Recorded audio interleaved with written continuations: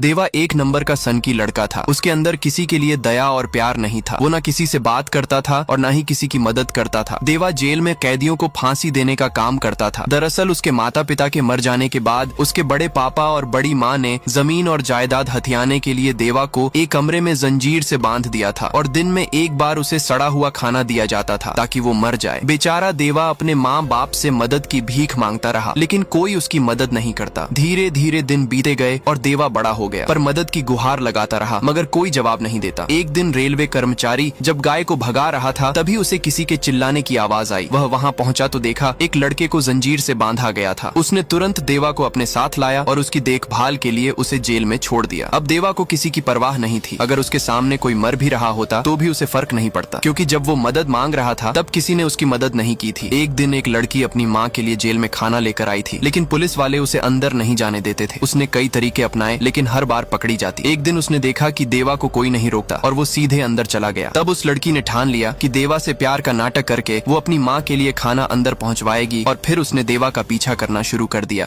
पार्वती देवा का पीछा करते करते स्टेशन तक पहुंच जाती है और डरते डरते देवा के साथ ट्रेन में चढ़ जाती। जैसे ही ट्रेन चलती है पार्वती बहुत घबराई हुई होती है। वो सोच रही होती है कि देवा से बात कैसे शुरू करे। तभी पटरी पर एक गाय आ जाती है और गोपाल जोर से ब्रेक मार देता है। ब्रेक लगते ही पार्वती सीधे देवा के ऊपर गिर जाती है, लेकिन देवा गुस्से में उसे धक्का देकर पीछे गिरा देता है, क्योंकि देवा बहुत सख्त और गुस्सैल लड़का होता है। ये देखकर पार्वती को बहुत गुस्सा आता है। फिर देवा के घर कामाक्षी पहुंचती है। वो रोते हुए देवा के पैरों में गिरकर विनती करती है कि मेरे बेटे को बचा लो, तुम मेरे लिए भगवान जैसे हो। लेकिन देवा के चेहरे पर कोई असर नहीं होता। वो कामाक्षी को धक्का देकर बाहर निकाल देता है। फिर अगली सुबह जब देवा स्टेशन पहुंचता है तो अचानक आइसक्रीम वाले का भोंपू बजने लगता है। उसकी आवाज सुनकर देवा को पुराने दर्दनाक पल याद आने लगते हैं। वो बेचैन हो जाता है। गोपाल किसी तरह उसे शांत करता है और फिर दोनों जेल के लिए निकल पड़ते हैं। तभी वहाँ पार्वती फिर से आ जाती है। वो एक डब्बा लेकर देवा के सामने खड़ी हो जाती है और कहती है, मैं तुमसे बात करने की बहुत कोशिश कर रही हूँ, लेकिन तुम्हारे गुस्सापन की वजह से डर लग रहा है। तुम जिस जेल में काम करते हो उसी जेल में मेरी माँ काम करती है। क्या तुम ये डब्बा मेरी माँ तक पहुँचा दोगे? लेकिन देवा उसे मना कर देता है और डांटते हुए वहाँ से पार्वती को भगा देता है।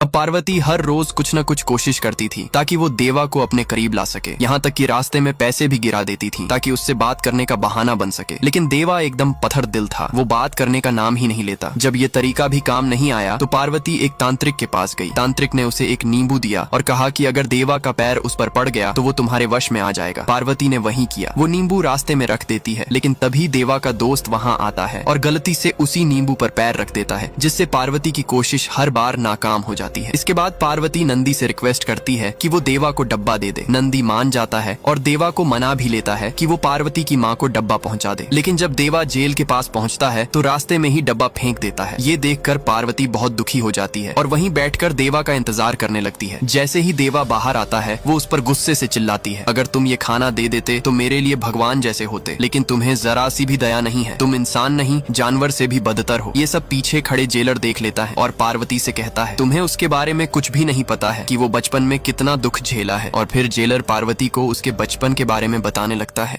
कुछ बच्चे ट्रेन पर पत्थर मार रहे थे, तभी एक पत्थर आकर देवा को लग जाता है, जिससे उसका सिर फट जाता है। देवा को इससे कोई फर्क नहीं पड़ता, लेकिन पार्वती यह देखकर उसके पास जाती है और अपनी साड़ी फाड़कर उसके सिर पर बांध देती है। अगले दिन पार्वती की दोस्त उसे अपनी माँ को छुड़वाने के लिए कुछ पैसे देती है। पार्वती वो पैसे अपने बैग में रख देती है, फिर सबको फल बांटने लगती है और जब वो देवा के पास फल देने जाती है तो देवा नहीं लेता है। तभी ट्रेन एक गुफा से गुजरती है, जिससे ट्रेन में अंधेरे हो जाता है। जैसे ही ट्रेन गुफा से बाहर आती है पार्वती जोर से चिल्लाने लगती है कि उसका पर्स और पैसे गायब हो गए हैं। वो इधर उधर ढूंढती है लेकिन पर्स नहीं मिलता। वह देवा से मदद मांगती है, लेकिन देवा उसे धक्का दे देता है, जिससे उसका सिर सीट से टकरा जाता है। गुस्से में पार्वती कहती है, तुम्हें क्या लगता है सिर्फ तुम ही इस दुनिया में अनाथ हो? तुम जैसे और भी बहुत लोग हैं, तुम्हें दूसरों की कद्र करना नहीं आता। तभी स्टेशन आ जाता है और पार्वती शिकायत करने चली जाती है। तभी देवा को याद आता है कि उसने एक भिखारी को पर्स चुराते देखा था। वह उसके पीछे भागता है और उसे पकड़कर बुरी तरह पीट देता है। भिखारी का गैंग भी उसे मारने की कोशिश करता है, लेकिन देवा अकेले ही सबको मार देता है। फिर वह पर्स लेकर पार्वती के पास जाता है और उसे लौटा देता है। यह देखकर पार्वती बहुत खुश हो जाती है और उसे गले लगा लेती है।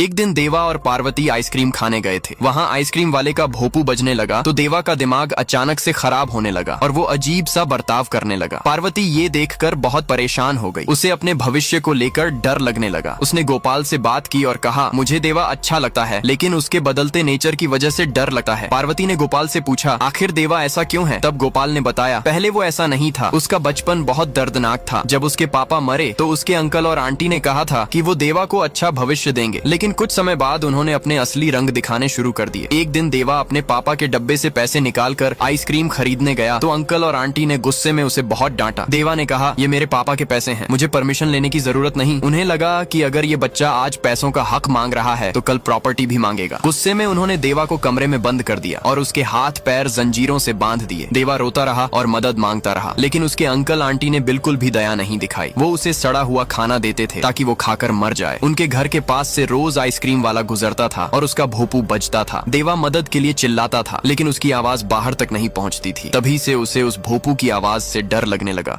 वकील भी कामाक्षी के बेटे को बचा नहीं पा रहा था तो उसने कहा कि वह जाकर देवा से रिक्वेस्ट करो, क्योंकि कानून में कुछ ऐसे लूप होल्स हैं जिनका इस्तेमाल देवा कर सकता है। वह फांसी देते समय बता सकता है कि जलेबी अब भी फिट नहीं है, जिसकी वजह से उसकी फांसी कुछ समय के लिए टाली जा सकती है। फिर कामाक्षी देवा के पास जाकर उसके पैरों में गिरकर रिक्वेस्ट करने लगी कि मेरे बेटे को बचा लो। तो देवा कहता है, तुम चिंता मत करो, मैं तुम्हारे बेटे को कुछ नहीं होने दूंगा। वहीं दूसरी तरफ नक्षत्र की माँ अगली सुबह का बहुत बेसब्री से इंतजार कर रही थी, क्योंकि जलेबी की वजह से ही वह जेल में थी, जबकि उसकी कोई गलती नहीं थी। उसे बहुत खुशी हो रही थी कि उसकी बेटी, जिसे मामा कहती है, वही इस पापी का अंत करेगा। कामाक्षी का लॉयर देवा से कहता है, अगर तुम जलेबी को बचा लोगे तो मैं पार्वती की माँ को रिहा करवा दूंगा। देवा के लिए पार्वती की खुशी से बढ़कर कुछ नहीं था। अगले दिन जब देवा जलेबी को फांसी पर चढ़ाने वाला होता है तो देवा से पूछता है, तुम मुझे बचा लोगे ना देवा? उसे कहता है, हाँ, तुम मुझ पर भरोसा रखो, मैं तुम्हें बचा लूंगा। लेकिन देवा उसे फांसी पर चढ़ा देता है, क्योंकि पिछले दिन पार्वती ने देवा को बताया था कि जलेबी बहुत कमीना इंसान है, जिसने कई परिवारों और औरतों की जिंदगी उजाड़ दी। अगर इस जैसे पापी को लाखों बार भी फांसी पर चढ़ाया जाए तो कोई अपराध नहीं। जब जलेबी की बॉडी बाहर लाई जाती है तो कामाक्षी अपने बेटे की बॉडी देखकर हैरान रह जाती है।